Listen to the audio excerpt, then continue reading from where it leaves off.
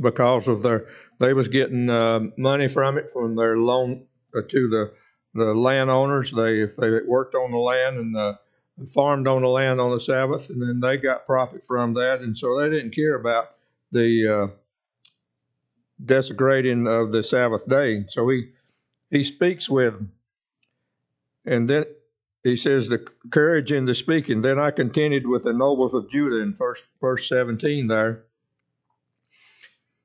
Even though they was the ruling people there, they was the ones in charge, Nehemiah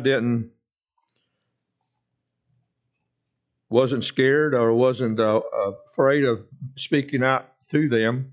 And if a faithful servant of God will do that, if he sees sin and he speaks out against it, no matter who it is, he speaks out against it. So he was faithful to God by speaking out against it. He continued contents of the speaking. He says, verse 17 and then part of 18, he says, and said of them, what evil thing is this that you do and profane the Sabbath day? Did not your fathers thus, and did not our God bring all this evil upon us and upon this city? Yet ye bring more wrath upon Israel by profaning the Sabbath. So first thing we see there, he names the sin. They had profaned the Sabbath. And he didn't he didn't care who they was or what they was doing. All he was doing was telling them that they had profaned the Sabbath. And he named their sin. And then the characterization of their sin, he said it was evil. And he named the sin. He told them what it was and told them they was evil. You know, in our government today, they say call abortion, they call it pro-choice. They don't say it's sin. They just say pro-choice. Drunkenness now used to be a sin. No more. It's a disease now. So people change what sin is. If they don't name it what it is, that it is evil, that it is corrupt. And he warns them about their sin. He says, did not your fathers thus, and did not our God bring all this evil upon us and upon the city? Yet you bring more wrath upon Israel by profaning the Sabbath. He points them back to the history, why they was in the position they are now, because they had profaned the Sabbath. That's the reason, one of the reasons God sent them into captivity. This is one reason they was there in Babylon and had only recently been able to return to Jerusalem. That's the reason Nehemiah come back to rebuild the city walls. They had profaned the Sabbath. That caused them to go into exile. He said, you're doing the same thing over again. He says, told them God was going to judge them, and if they didn't correct their ways. When a man of God warns people about the consequences of sin, if the people obey it, or if people do not obey it, or what it might be, it causes more sin. If you started out with sin, which we see here, they profane the Sabbath, it caused the people to desecrate the Sabbath. And when they was doing that, it resulted in them sinning more and sinning more. And that's the way our nation is now. We started off with not reading the Bible in the schools, no prayer in schools, started working on Sundays, and now just snowballing the sin that our nation's doing. And that's the way it is. If the man of God don't speak out against sin, if they don't name sin what it is and the consequences of it, then everything goes. The sin snowballs. Everything takes place. He tried to stop the sin here. One of the reasons they was shutting the gates in verse 19, it says, and it came to pass that when the gates of Jerusalem began to be dark before the Sabbath, I commanded the gates should be shut and charged that they should not be opened till after the Sabbath. Some of my servants set I at the gates that there should be no burdens be brought in on the Sabbath day. he tries to take the temptation away from the people there. He shuts the gates. He was the governor. He was allowed to shut the gates. So he shut the gates so that they wouldn't be buying and selling on the Sabbath. They wouldn't be desecrating the things on the Sabbath. In verse 16, you say, there dwelt men of Tyre also therein, which brought fish and all manner of wire and sold on the Sabbath unto the children of Judah and Jerusalem. So he shut the gates to do away with the temptation. And he saw that people didn't like it. So he says, he sends the supervisor of the gate. He says, and some of my servants I set at the gate, that there should be no burdens brought in. In other words, he couldn't trust the people because of their sin. He couldn't trust them because they wanted to buy and sell on the Sabbath day. So he had the gate shut.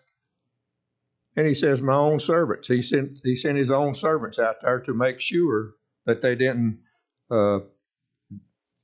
disobey, or they didn't get away from on the Sabbath. They didn't sell, and they didn't bring wires in from on the Sabbath. And he says some of my servants I set at the gate, and the reason he set them there was because he could trust them. They obeyed him. They was done what he said. He knew what they would do. And the same thing with God. It says over in 1 Corinthians chapter 4 and verse 2, he says, it is required in the steward that a man be found faithful. And so he was trusted them, and they set them up. And the next thing we see is the scaring of the merchants from the gate. He says in verse 20 there, so the merchants and sellers of all kinds of wire lodged without the Jerusalem once or twice. So we see here that he had shut the gates so they wouldn't be buying and selling, but yet the merchants from the Gentile nations was coming outside the gates and waiting. And what was this doing? This was tempting the people in Jerusalem there. This tempting the people inside the gate to try to get out and buy and sell. So he says in verse 21, then I testified against them and said unto them, why lodge you about the wall? If you do so again, I will lay hands on you. From that time forth came they no more on the Sabbath.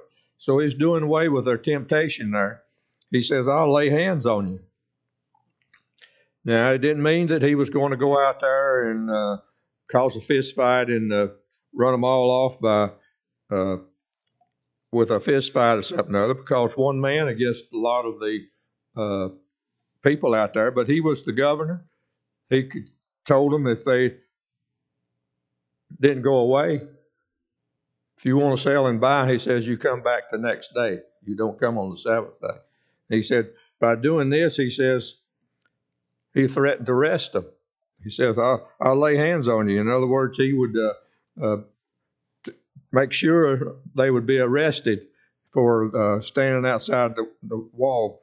Over in Romans chapter 13, in verse 3 and 4, it talks about the people over authority over us in the government. Paul is writing there in Romans chapter 13 and verses 3 and 4. Says, for rulers are not a terror to good works. In other words, the rulers just, if you work at doing good and you're working, they're not going to bother you. But to the evil, wilt thou then not be afraid of the power? Do that which is good, and thou shalt have praise of the same.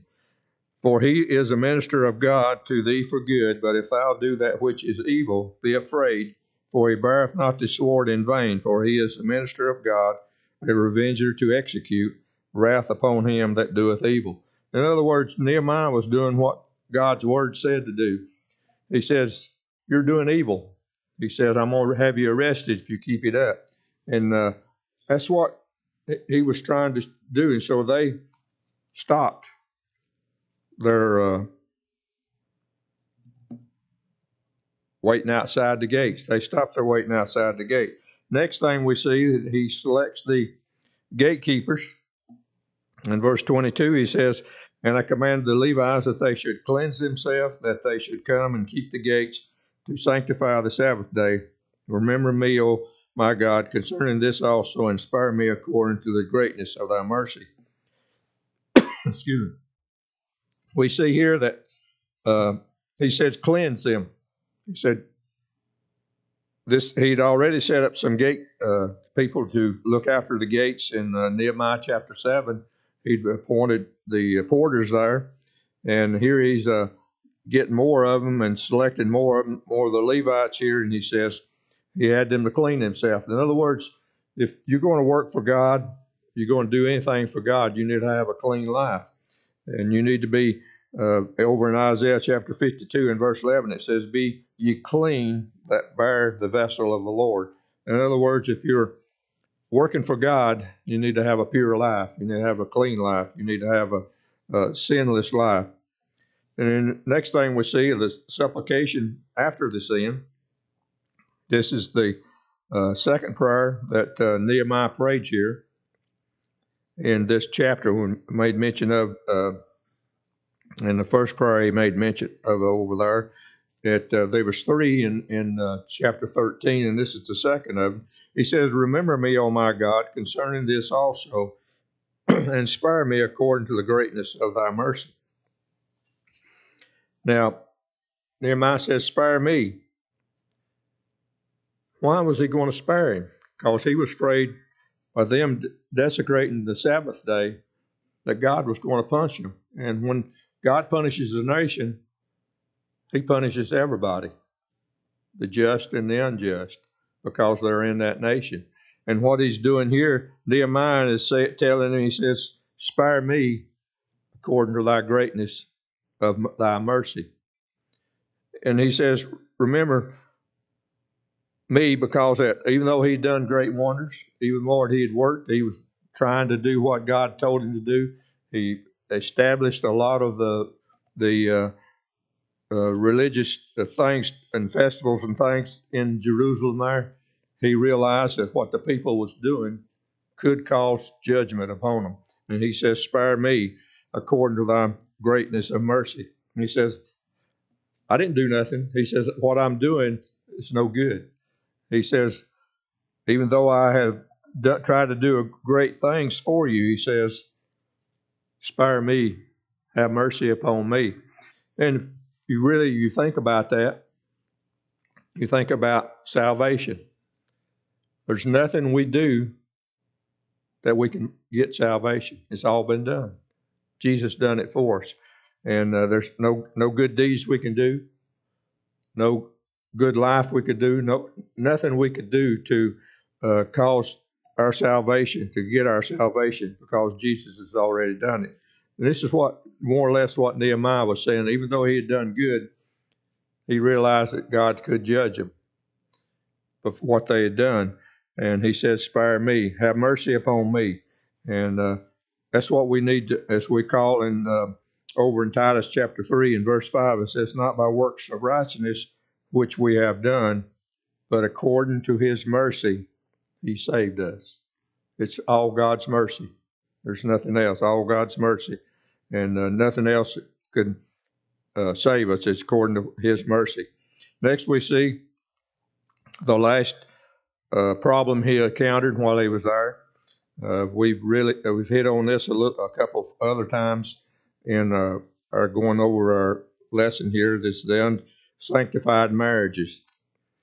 And in verse talking about the sanctified marriages, we see the country of the marriage partners.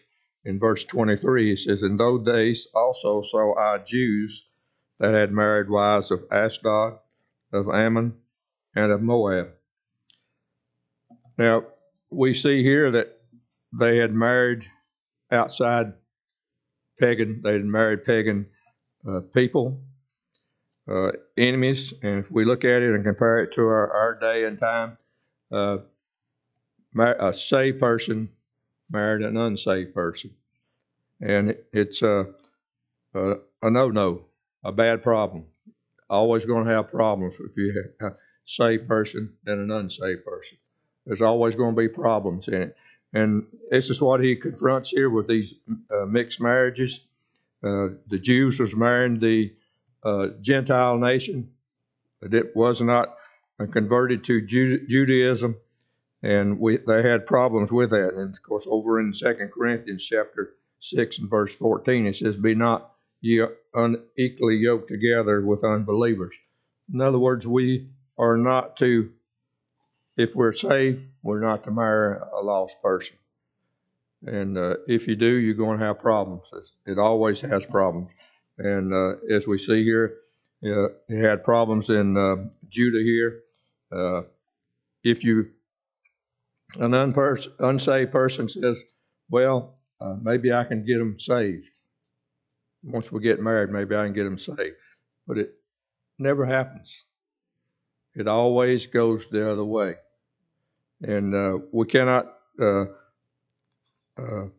have them. It always affects the saved person. It always brings the saved person down when you do that.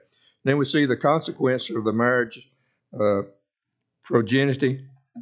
It says in verse 24, "And their children spake half in the speech of Ashdod, and could not speak the Jewish language, but according to the language of each person." In other words, their children were speaking the language that their mother had. They were speaking Ashdod. They were speaking Ammons, the Moabites. They were speaking the language of them, and it was corrupting them. And because of the mixed marriage, then it was corrupting the children. It was causing problems with the children. And if you know, talking about the mixed marriage thing, if you take, say, if I had a glass of pure water here and a glass of muddy water here, if I pour them together, what am I going to have? Muddy water.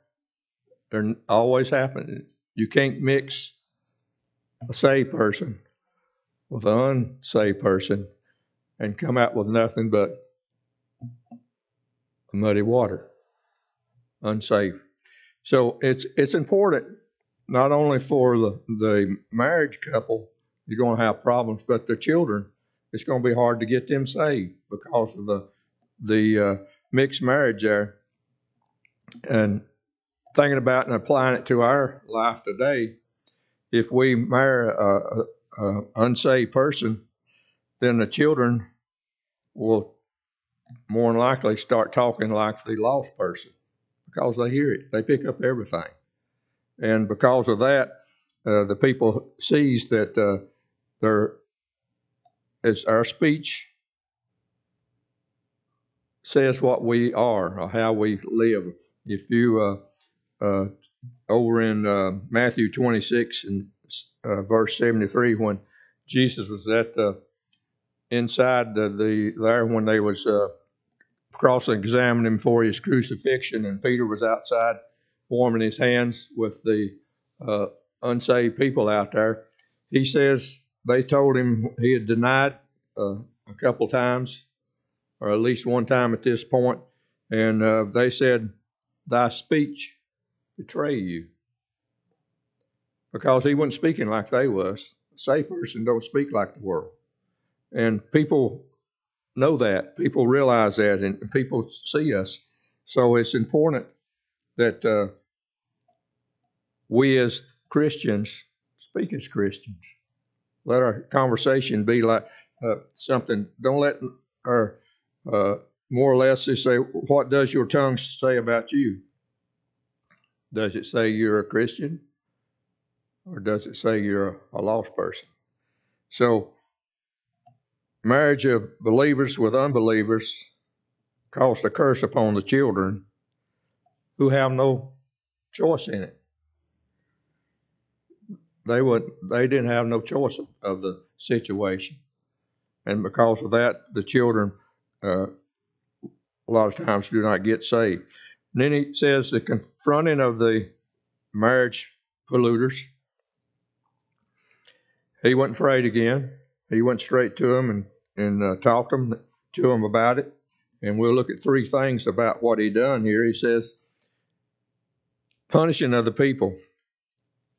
In verse 25, and I continued with them, cursed them, smote certain of them, plucked off their hair, made them swear by God, saying, you shall not give your daughters unto their sons, nor take your daughters unto your sons, or for yourselves. Now, these was hard things he done here, and we'll look at these things.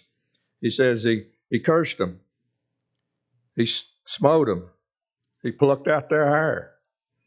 Now, he was a hard ruler there, you might say, but when people have sin in their lives, if somebody don't tell them that it's a sin, they don't realize it.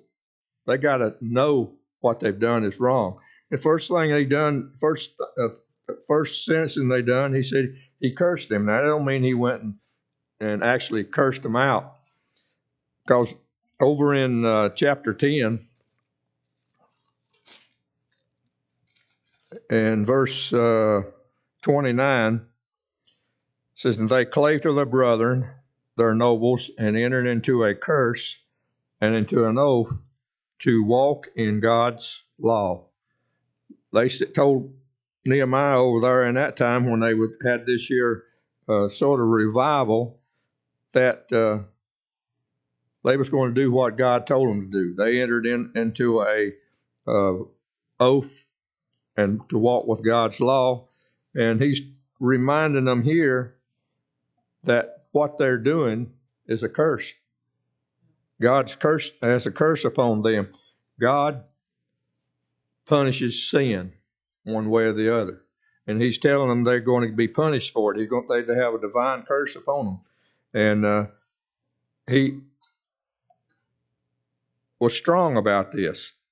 He was, because you have to be strong with sin. He said, second, smiting. He says, smote certain of them. This smiting would more or less be like we talked about when he told the people outside the gates there that he'd have them arrested, or he would cause the fight with them, or cause a fight with them, he would have them arrested. The same thing he was doing here. Over in Deuteronomy, let's turn over there, chapter 25.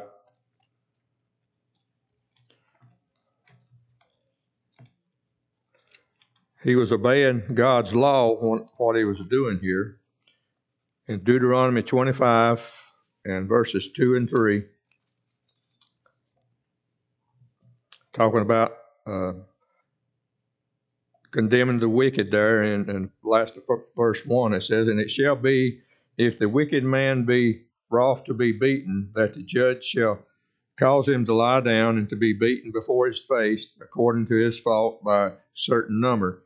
40 stripes he may give him, and not exceed, unless if he should exceed and beat him above that which with many stripes, then thy brother shall seem vile unto thee.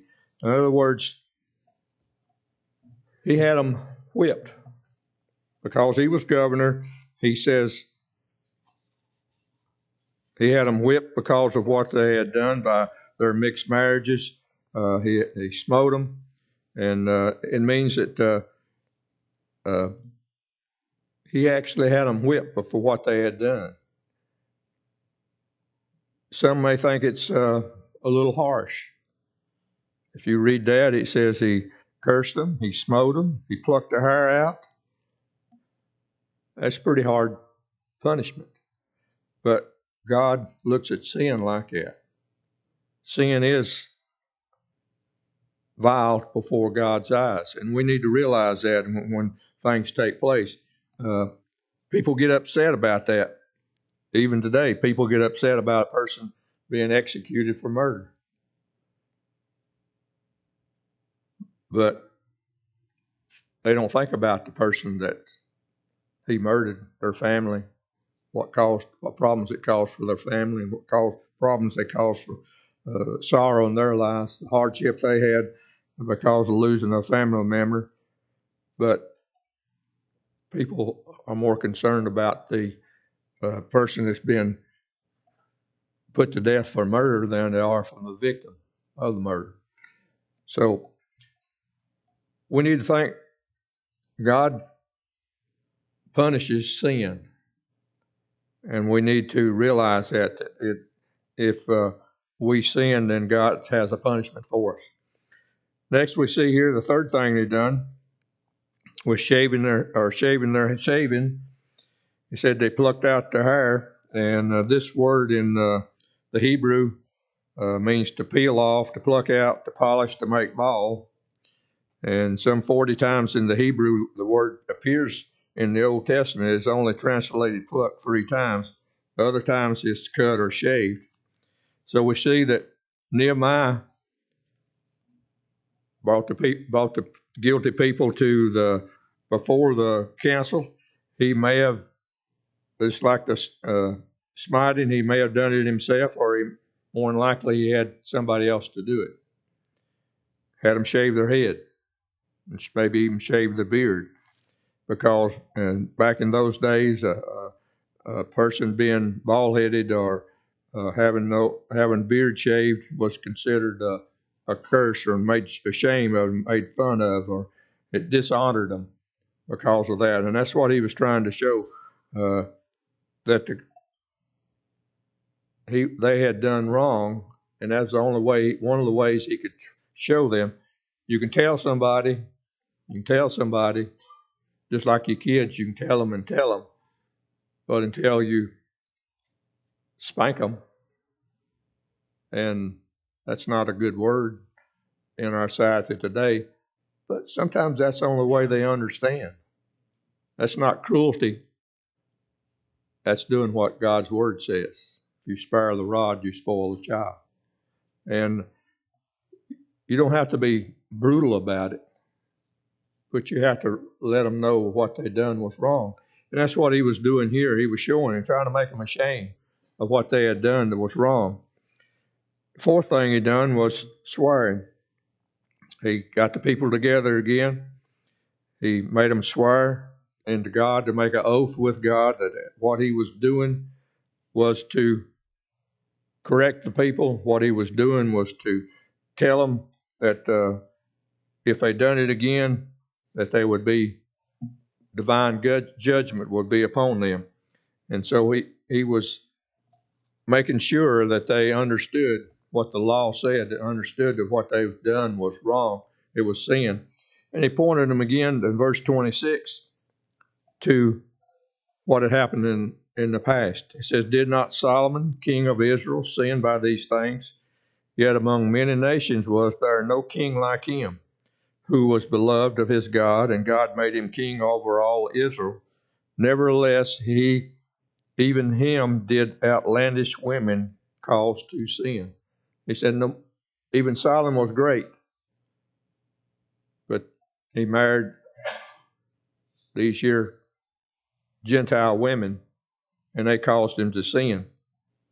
And if you go back and read over in the Kings, and you'll find out that because of his sin, it not only hurt him, but it also hurt the whole nation. It ruined him, and because of that, God said, "I'm going to separate the nation. I'm going to take the nation away from you.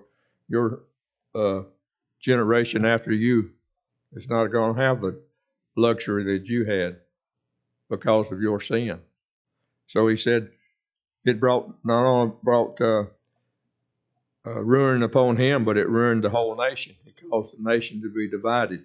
And his son only ruled over 2 of the tribes, and the rest of them went off by themselves, the other 10 by themselves. Next he finds here, he says in verse 28, the purifying of the priesthood. And one of the sons of Jonadab, the son of Eliashib, the high priest, was son-in-law to Sanballat the Hornite. Therefore I chased him from me. He found a priest that had married a pagan woman. And it was written down in Leviticus that they should not marry a pagan woman. They should be a person within their own race, a saved person. Just like today, over in Timothy, it says a pastor is to have one wife, not two wives, but one wife. And they both to be saved, and they're both to be honor God in their lives. And this, we see the communion with God about the marriage problem. In verse 29 and 31, he says, through 31, it says, remember them, O my God, because they have defiled the priesthood, the covenant of the priesthood and the Levites. Thus cleanse I them from all strangers, and appoint the wards of the priest and the Levites, every one in his business. And for the wood offering at the times appointed for the first fruit, remember me, O my God, for good. So we see here that he communed with God about it. In other words, he more or lessly turned them over to God. He says, I give them to you. They've profaned your word. They've rebelled against you. They've married outside the priesthood. He says, remember the rebellious. He says, because they have defiled the priesthood. And over in Leviticus 21 and verse 7, it plainly tells them that they are not to marry outside the Jewish nation. They're to be just like anybody else, but the priest was held to a higher standard than the normal person. A normal person, just like we're here, if we're saved, we're not to marry a lost person, but the pastor is held to even a higher standard for his life than the average person in the church. But God looks at it. That's what he done here in the priest. He says in Leviticus chapter 21 and verse 7, he says, they shall not take a wife that is a whore or profaned, or neither shall they take a woman put away from her husband, for he is holy unto God. A high priest says he shall take a wife in her virginity, a widow or divorced woman or profaned or a harlot. These shall he not take, but he shall take a virgin of his own people to wife. So they had disobeyed not only the people of the regular people, that they had also disobeyed the priesthood follow there. So Nehemiah said, I'm turning them over to God. You take care of them, God. God, you judge them. And then he has another little short prayer there at the end of the thing. He says, remember me, oh my God, for good. And when they'd mention of here in the first part of the chapter 13, when he was first prayer, he said he looked to God just for remembering him. Here again, he don't care what men says about him. He just wants to make sure that God is satisfied with him, and God is pleased with what he's doing. He says, remember me, oh my God.